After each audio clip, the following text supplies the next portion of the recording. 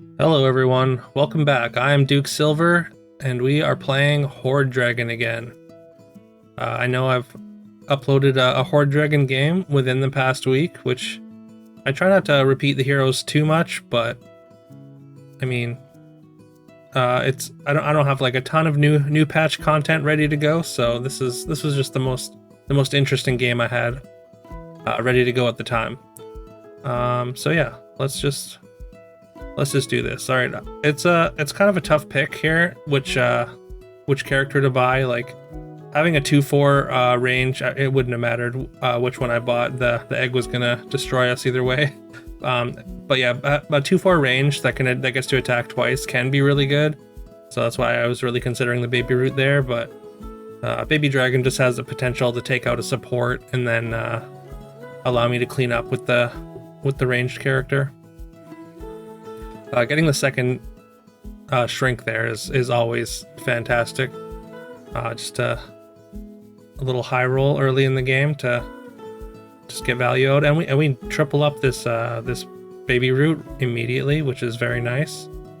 It's a little awkward because I don't have any slay characters right now and none in the shop, so I am gonna take treasure map here. And like I don't want to be tripling 2s to get a 5 with treasure map. Like obviously you want to go big with treasure map, right? So you want to triple at least a 3. So it's just a little awkward that we have to kind of steer clear of the two cost treasures for a little bit, because generally that's what you want to do on Hoard Dragon early is just pile up some 3 cost treasures with your 2 cost characters. So like I'm not even going to take this crafty. It's a 2 cost 4/4, which is fine, but I'm just going to pick up a 3 and again try and triple up a 3 as early as I can. I'm going to roll pretty aggressively.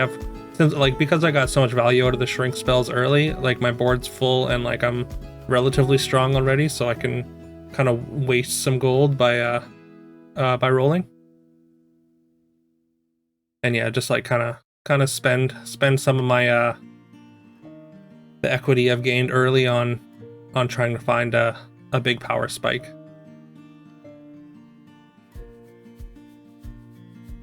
Yeah, we're still winning fights, even though we didn't really improve much last turn.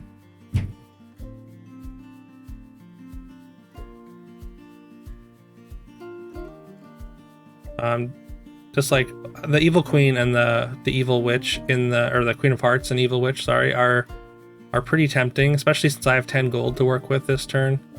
So I can probably find another evil character to switch into an evil board here and make use of the queen of hearts.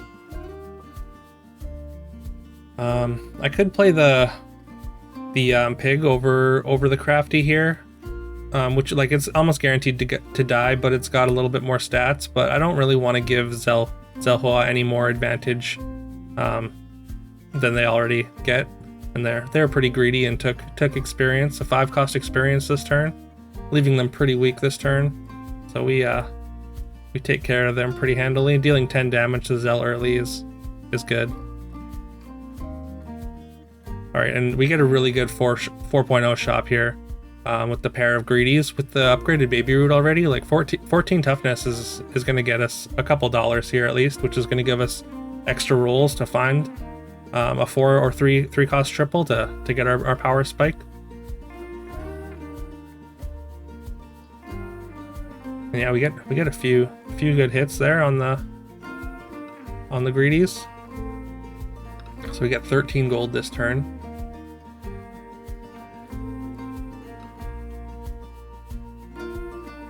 Again, I'm rolling a little bit more aggressively than I might if I didn't have this treasure map that I kind of needed to get. I'll take the pair of cats just because it's so good with the queen of hearts and keeps me strong longer. All right, and we get the third greedy, which is really nice. We get a level 7. We get a radiant prism on 4.1, which is it's pretty nice that we have queen of hearts because everything's evil now. So anything we play on the board is she's gonna grow with when it dies, of course.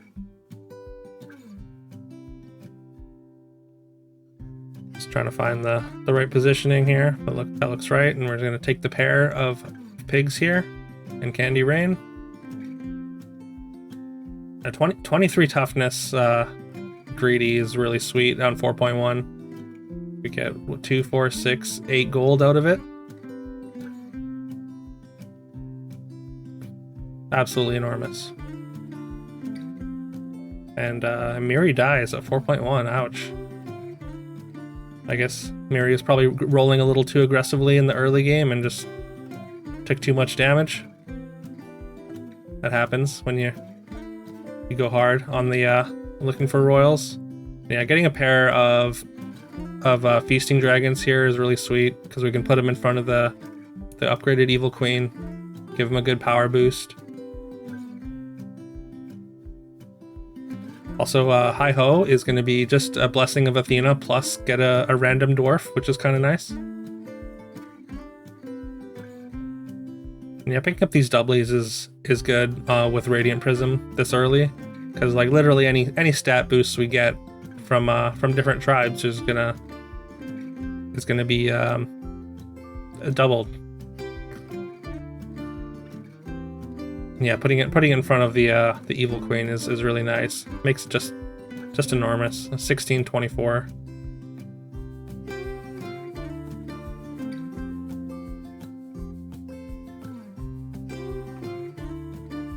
And at this point, I'm gonna take experience really aggressively. I mean, I'm at 35, or I was over 30. And getting to 6 is just super important for because I have Radiant Prism. So just finding those like those tribal kind of end game pieces is very important. Yeah, we picked up a court wizard, which is of course very good. It'll be a lot better once we can give it some power. And I'm gonna lock the Sporko there.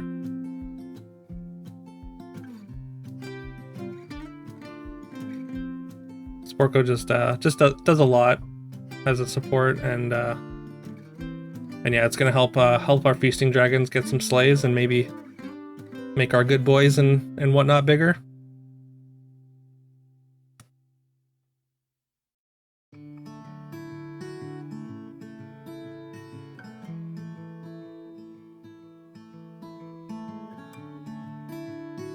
Yeah, this like there's not really much on 5 here that I'm really excited about with Radiant Prism. Like maybe an angry. I was looking at the Heartwood Elder, but I think it's a little bit too late for that. And the staff is going to be great here. As soon as I hit 6, I'm gonna be able to find those big pieces faster. Alright, and we get a 5-cost treasure out of the Feasting Dragon, and it's going to be Hand of Midas.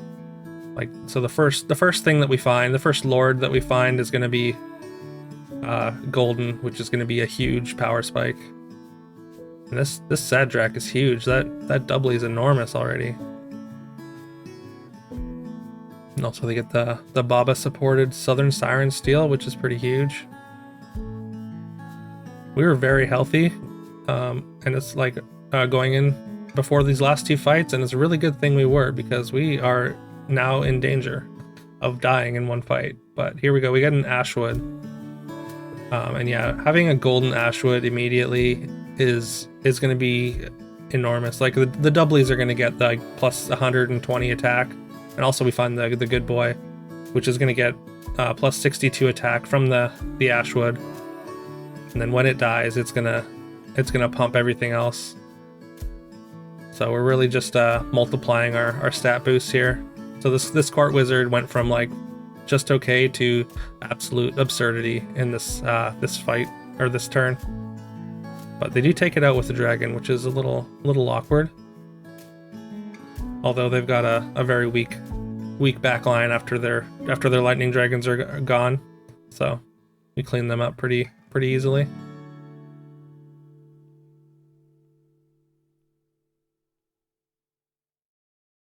Looking at this spell, considering whether I want to cast it maybe on the good boy or on the Ashwood. The Ashwood would give it just a whole bunch more attack, but I think the Ashwood's giving enough attack that it's not going to matter. And since I'm facing the ghosts, I'm going to take this instant lance proc.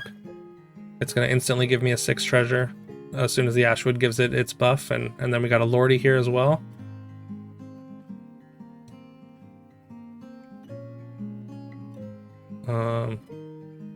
I'm not sure why I locked momentarily there, but yeah. I think maybe I forgot the lance was getting the buff immediately, so I was locking the spell unnecessarily.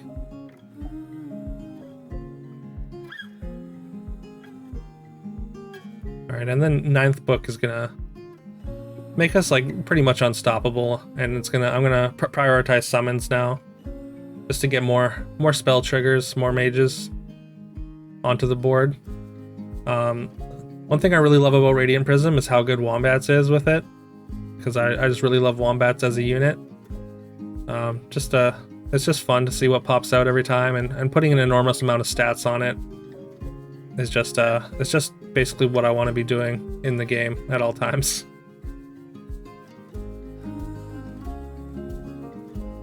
Right, and we get a absurd amount of stats on everything and just dominate.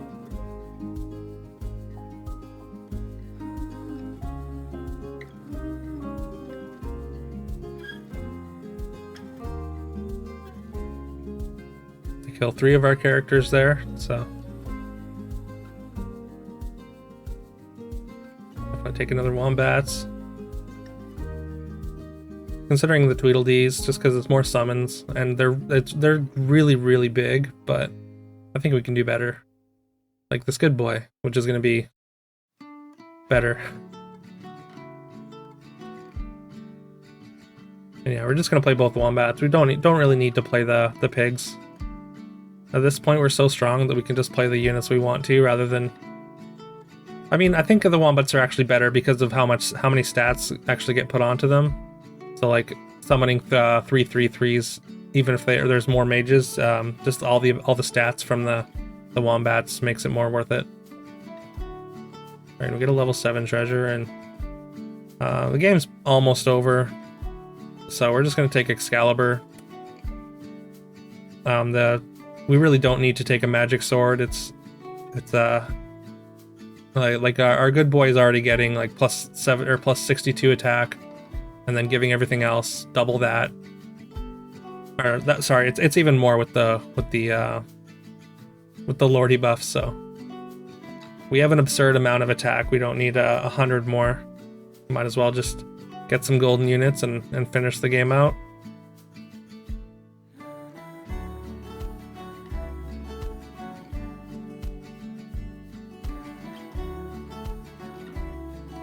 Yeah, it's not even close at this point, so we'll take some golden Wombats.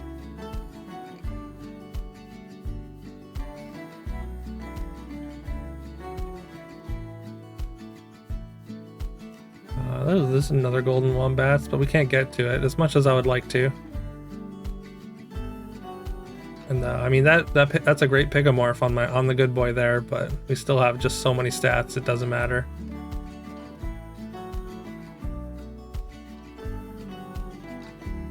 Oh, that was a deck of many things Pigomorph. This is the ghost.